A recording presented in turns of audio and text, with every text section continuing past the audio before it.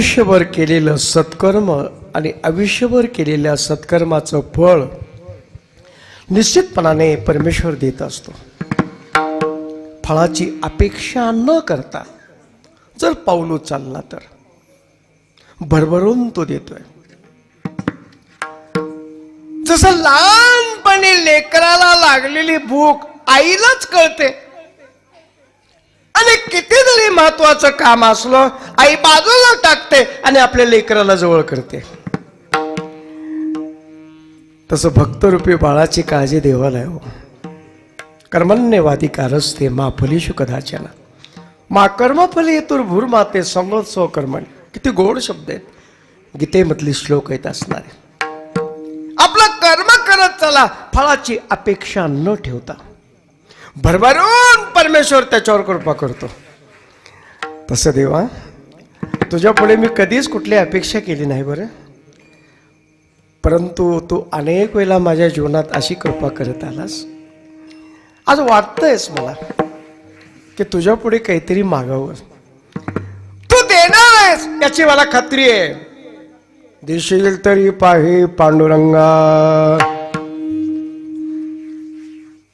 आता मागणी काय करावी, कोणती करावी? मागणी खऱ्या अर्थानं आपल्या जीवनाचं कल्याण करणारी असली पाहिजे, तीच खरी मागणी आहे. आणि का मागणे नाही नाही देवा, आणि का मागणे नाही नाही देवा, आणि का मागणे नाही नाही देवा, आणि का मागणे नाही नाही देवा, आणि का मागणे नाही नाही देवा, एका जनार्दनी सेवा देई. शांती ब्रह्म एकनाथ महाराज सुद्धा परमेश्वराला प्रार्थना करत असताना दत्तात्रय महाराजांचे महान उपासक सद्गुरु माऊली जनार्दन स्वामी महाराज हे दत्तात्रय महाराजांचे उपासक आणि त्याच माध्यमातून शांती ब्रह्म एकनाथ महाराजांना आपल्या सद्गुरु माऊलींचा मिळालेला कृपाप्रसाद. दत्त महाराज दररोज दासोपंत महात्म्यांच्या घरी येतात कुठल्या ना कुठल्या रूपानं. अंबेजोगाई असणारं पवित्र असणारं ठिकाण आपण गेलं पाहिजे. तिथे शांती ब्रह्म एकनाथ महाराजांच्या अंतःकरणात एक असणारी पवित्र सात्विक इच्छा तयार झाली आणि मोठ्या प्रेमानं आपल्या प्रतिष्ठान नगरीतून म्हणजे सध्याचं पैठण अंबेजोगाईला आले. दासोपंतांच्या दारात जाऊन उभे राहिले. दासोपंतांच्या दारात उभा राहिलेल्या नात्र्याला अनेकांनी ओळखलं नाहीये. शांती ब्रह्म एकनाथ महाराजांची एकच इच्छा आहे की कुठल्या ना कुठल्या रूपानं परमेश्वर या पवित्र दरबारात येतोय. परंतु काही लोकांनी त्यांना परवानगी दिली नाही आत जाण्यासाठी. नाही म्हटले. दासोपंत आणि दत्त महाराज निवांत बसलेले असतात. त्यांचं एकांतामध्ये चाललेलं संभाषण असतं. काही हरकत नाही म्हटले, मालकांची इच्छा शेवटी. परत आपल्या असणाऱ्या प्रतिष्ठान नगरीकडे म्हणजे सध्याच्या पैठणकडे निघाले गेले. पुढे काही दिवसानंतर दासोपंतजी तीर्थयात्रा करत करत मोठ्या प्रेमानं पैठण नगरीमध्ये आले. पैठण नगरीमध्ये आल्यानंतर पवित्र असणारं तीर्थ गोदावरी माता, जिला दक्षिण गंगा आपण म्हणतो, हिंदुस्थानमधली सर्वात लांब अंतराची गोदावरी, जी त्र्यंबकेश्वर या पवित्र असणाऱ्या 12 ज्योतिर्लिंगापासून निघते आणि मोठ्या प्रेमानं बंगालच्या उपसागराला जाऊन मिळते. आणि तीच असणारी पवित्र तीर्थरूपानं वाहणारी गोदावरी, गोदावरीमध्ये मंगलमय स्नान केलं दासोपंतांनी. आणि शांती ब्रह्म एकनाथ महाराजांचा गावातला राहता वाडा. पादुका मंदिर हे बाहेर आहे सध्या, पण त्यांचं स्वतःचं घर एक राजवाड्यासारखं. आणि जेव्हा दानात जाऊन उभे राहिले, आता आत जायचंय. दासोपंतांना बिचाऱ्यांना माहित नव्हतं अंबेजोगाईला एकनाथ महाराज आले होते म्हणून, पण बाकीच्या लोकांनी परवानगी दिली नाही. त्या बिचाऱ्यांना काहीच माहित नाही. आणि ज्या वेळेला समोर जाऊन पाहतात तर साक्षात दत्त महाराज द्वारपाळाच्या रूपाने उभे येत असताना नात्र्यांच्या दरबारात. दासोपंतांनी प्रणाम केला. महाराज, दत्त महाराज तुम्ही इथे? मला म्हटला कुठल्याच गोष्टीचा दुष्काळ नाही, पण खऱ्या भक्तांचा नेहमी दुष्काळ आहे मला, आणि खऱ्या भक्ताला शोधत शोधत मी येत असतो म्हटले. मग याईवरी पार्था माझ्या भजनी असता, तरी तया ते मी माता मुकुट करी. लाडक्या भक्ताला पाहिलं की देव देखील आपलं देव पण विसरून जातो. आणि मोठ्या प्रेमानं दासोपंत तिथेच नतमस्तक झाले. दासोपंतांचा अधिकार म्हणजे सामान्य नाहीये. दत्तात्रय महाराजांची महान उपासना त्यांच्या हृदयातून चाललेली, स्पंदनातून चालली, सतत स्मरण भक्ती त्यांची चाललेली. काय भाग्य माझ्या नात्र्यांचं. आणि नात्र्यांच्या जवळ गेले. नात्र्यांना सुद्धा आनंद झाला. नात्र्यांना असं वाटलं नाही की मला साधी परवानगी दिली नाही. त्यांच्या गावी गेल्यानंतर अपमान सुद्धा माणसाला पचवता आला पाहिजे. ब्रॉडबँडचे आमचे शांती ब्रह्म एकनाथ महाराज ज्यांना कधी रागच आला नाही, म्हणून त्यांना शांती ब्रह्म या नावानं ओळखलं जाऊ लागलं. शांती ब्रह्म एकनाथ महाराजांचे पंजोबा संत श्रेष्ठ भानुदास महाराज, ज्यांचं कीर्तन ऐकल्यानंतर कोपरापासून हात नाहीत आणि गुडघ्यापासून पाय नाहीत, अशा कुर्मदासाला सुद्धा इच्छा निर्माण व्हावी की महाराजाबरोबर आता पंढरीला आपल्याला तीर्थयात्रा करण्यासाठी टाळी वाजवावी, गुढी उभा राहावी, वाटती चालावी पंढरीची.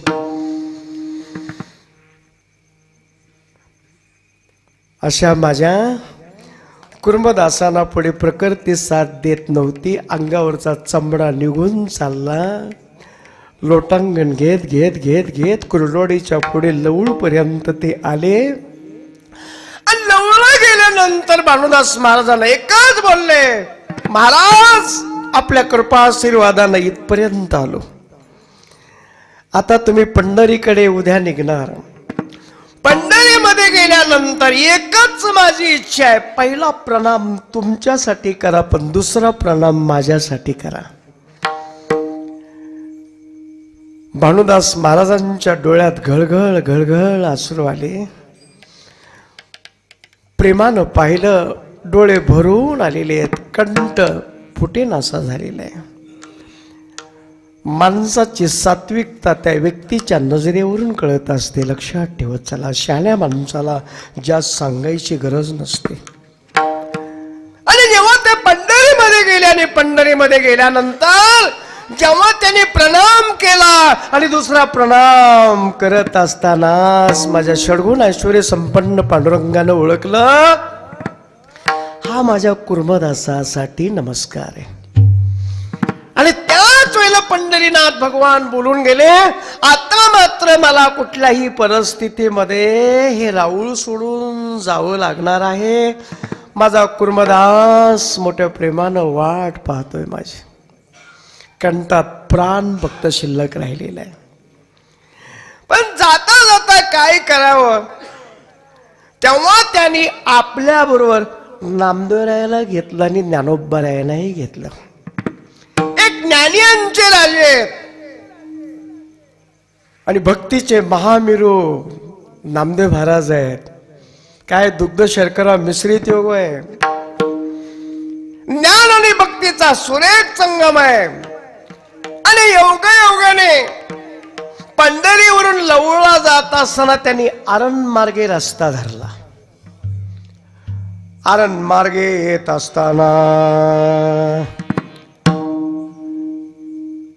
नामदेव यायला आणि ज्ञानोबरायांना एकच बोलले, मी थोडं पुढे जातो, या शिस्तीत चाला तुम्ही, मला थोडी घाई आहे, मी जातो पुढे, या शिस्तीत या मागून, धावपळ करू नका. आपण प्रवासात सुद्धा बऱ्याच वेळेला आपल्या सवंगड्यांना आपल्या मित्रांना बोलत असतो, दिंडी सोहळ्यात वावरत असताना सुद्धा, काळजी करू नका, आम्ही पुढे थांबतो, पण या शिस्तीमध्ये. गुरुदेवांच्या आशीर्वादाने जेव्हा ते सावता बाबांच्या जवळ गेले आणि सावता बाबाने एकच बोलले, माझ्या पाठीमागे 2 बलाढ्य चोर लागलेले आहेत, आता मला लपवा कुठेतरी. सावता बाबा आपल्या कर्तव्यामध्ये देव मानणारे, कांदा मुळा भाजी अवघी विठाबाई माझी. देवा तुला लपवायचं, पण कुठे लपवू मला सांग, तुझ्याशिवाय जगात रिक्त जागा कोणती आहे? तू चराचरात भरलेला आहेस, तुला लपवायचं नेमकं कुठे? तू तर आत आहेस आमच्या, मग तिथेच बस ना. तैसा हृदयामध्ये मी रामू, असता सर्व सुखाचा आराम, की भ्रांताशी काम विषयावरी. एक तर त्रेतायुगामध्ये आपल्या हृदय मंदिराच्या ठिकाणी राम आणि सीतेला दाखवणारे माझे हनुमान आहेत, आणि कलियुगामध्ये असे संत आहेत की संत शिरोमणी सावता महाराज, ज्यांनी आपलं हृदय रिकाम केलं. हृदयात काम, क्रोध, मद, मत्सर, दंभ आणि अहंकार हे षड रिपू एवढे भरलेले, तो जागाच रिकामी नाही. ती जागा रिकामी करावी लागणार आहे. सर्वांग निर्मळ, सर्वांग निर्मळ,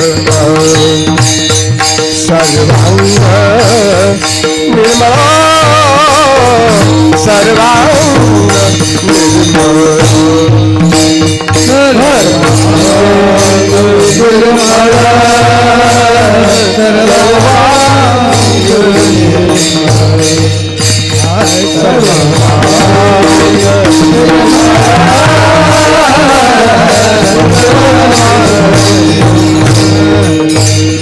चित्त जैसे गंगा जय, चित्त जैसे गंगा जय, चित्त जैसे गंगा जय,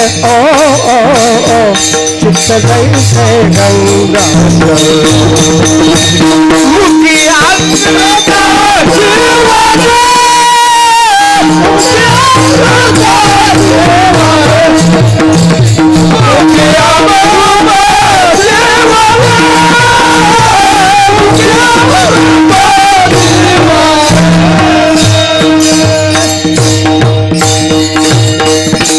माणूस नुसता बाह्य रंगानं निर्मळ असून चालत नाही, सर्वांगानं माणूस निर्मळ असला पाहिजे. स्वच्छ अंतकरण, अंतकरण चतुष्टामध्ये मन हे पहिल्या क्रमांकाचं आहे, बुद्धी 2ऱ्या क्रमांकाची आहे, चित्त 3ऱ्या क्रमांकाचं. मन आमचं स्थिर कधी राहतच नाहीये. मनाला श्रम आणि दमाचा लगाम घालावा लागेल. वासनेचा त्याग आणि इंद्रियांचं दमन केल्याशिवाय आमचं मन स्थिर होणं शक्य नाही. वायूला देखील मागे टाकणारं आमचं मन एवढी प्रचंड वेगवान गती आहे त्याच्याकडे, ते स्थिर राहतच नाही कधी. मग त्या मनाला स्थिर करण्यासाठी तू मन हे मीची करी, माझी या भजनी प्रेमदरी, सर्वत्र नमस्कारी मजे का ते. सर्व ठिकाणी तूच आहेस देवा. ही मनाची अवस्था तयार झाली पाहिजे. अनेकदा ती मनाची अवस्था तयार झाली, बुद्धीचा सल्ला फार महत्वाचा आहे. जैशी दीप कळिका धाकोटी, परी बहुते जाते प्रगटी, तैशी सद्बुद्धे धेकुटी म्हणू नये. आमच्या मनात कधी कुणाबद्दल कुबुद्धी येता कामा नये.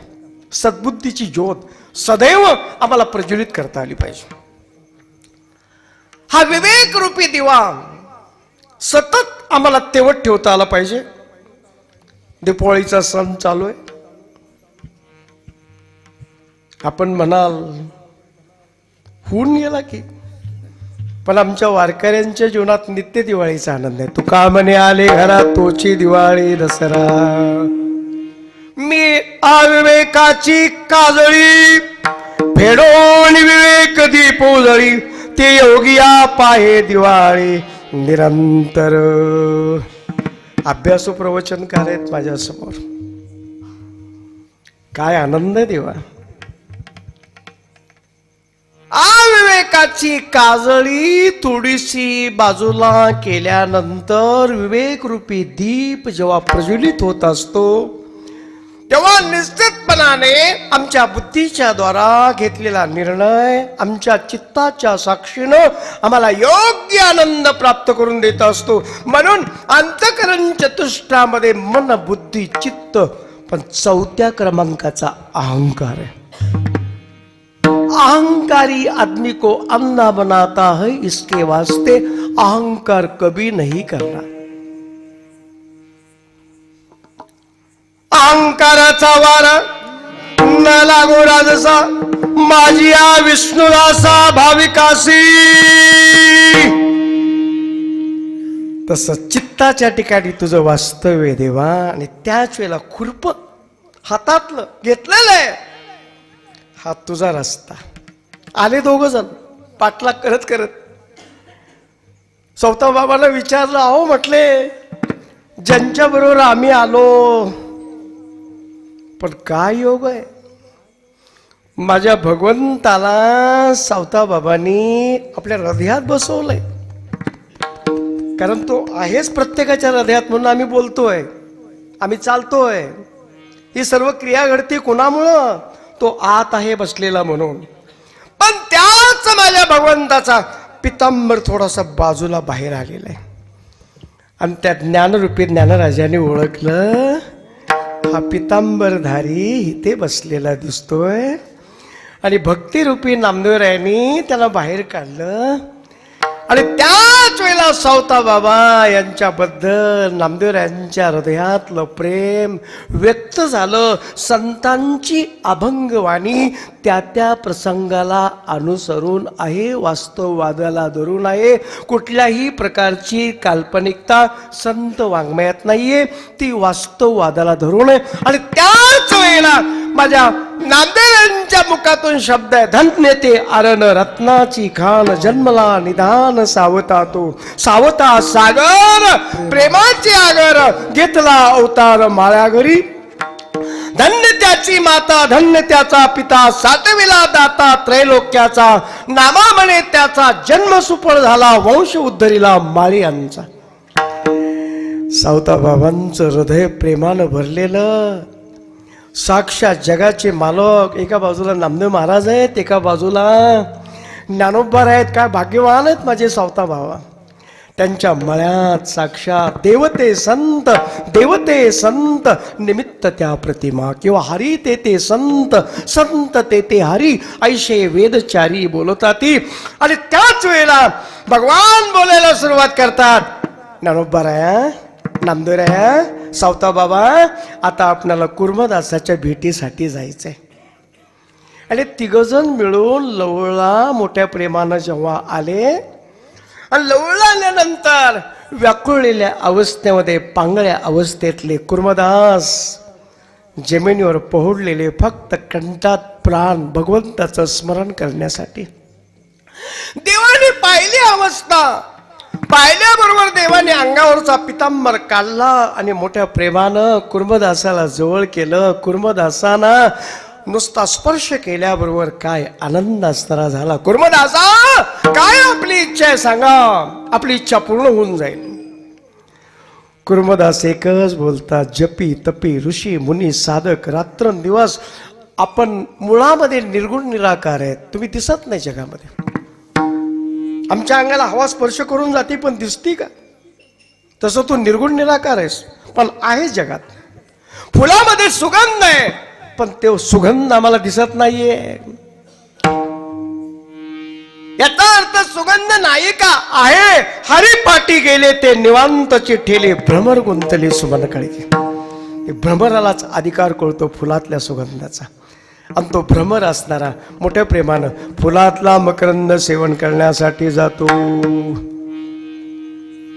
फुलाच्या जवळ बसणाऱ्या बेडकाला काही अधिकार कळाला नाही. का कमलकंदानी दरदुरी नांदनोके एकेची घरी, परी परागु शेविजे भ्रमरी एरा चिकलो चिवरे. त्यासाठी बेडकासारखं आमचं जीवन चालत नाही. आम्हाला भ्रमरासारखं जीवन जगता आलं पाहिजे फुलाच्या जवळ गेल्यानंतर.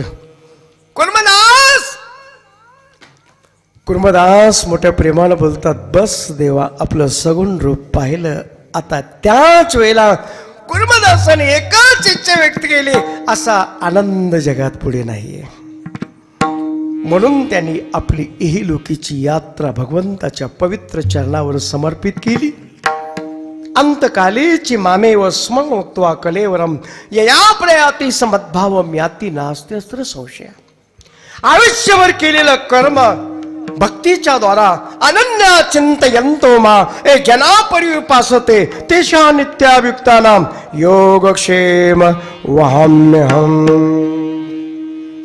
आणि तेच माझे कुर्मदास मोठ्या प्रेमानं भगवंत स्वरूप असणारे झाले. अशा थोर बातम्यांचा आदर्श माझ्या श्रीमंत जगद्गुरु तुकोबरायांनी डोळ्यासमोर ठेवलेला आहे.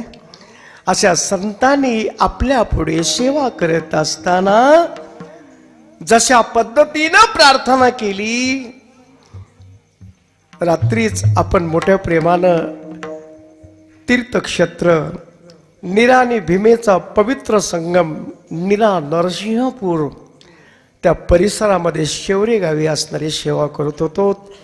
आमचे शिंदे सर मोठ्या प्रेमानं उपस्थित होते. दत्तप्रसादजी सुद्धा पुण्यावरून थोरले चिरंजीव योगायोगाने तिथे आले सेवेच्या ठिकाणी. शिंदे सरांचे लाडके ओमप्रसादजी बरोबर आहेत, आमचे शिंदे साहेब आहेत. तुळजापूर तालुक्यातली सेवा म्हटलं की लोमटे वकिलांच्या लोमटे महाराजांच्या सेवेला नागनाथरावजी चव्हाण साहेबांची 100% उपस्थिती. ही सर्व टीम आमची प्रेमाची हो. निस्वार्थ पद्धतीनं जर आपल्या जीवनातलं आचरण असेल तर ते प्रेम टिकलं जातं. फक्त मनात स्वार्थ कुठल्याही प्रकारचा येऊ देऊ नका. निरपेक्षाचे निश्चळ मना, निरपेक्ष तो निर्वैर जाणं, निरपेक्ष तो शांतपूर्ण त्याची सेवा मी करी. हाच आनंद मोठ्या प्रेमानं घ्यायचा आहे. म्हणून माझे तुकोबराय बोलता, देवा जसं आम्ही सत्ययुगात कृतयुगात भक्त प्रल्हाद आहेत. नारायण नारायण नारायण नारायण नारायण नारायण नारायण नारायण. जेथे भक्त प्रल्हाद माझे प्रगट झाले कयादू मातेच्या पोटी, नारदांचा आश्रम तिथे असणारा, आणि ज्या ठिकाणी साक्षात भगवान धावत धावत भक्त प्रल्हादाच्या भेटीला येतात, कृपा आशीर्वाद देतात, ते पवित्र ठिकाण म्हणजेच श्री क्षेत्र नीरा नरसिंहपूर. रात्री आशीर्वाद घेतला तिथे भगवंताचा. आणि नीरा आणि भीमेचा संगमावरती जेव्हा आम्ही उभे राहिलो, दोन नद्यांचा मिलाप एकत्रित झाला की पुन्हा पुढे वाहत असताना वेगळेपण कधी दाखवत नाहीत.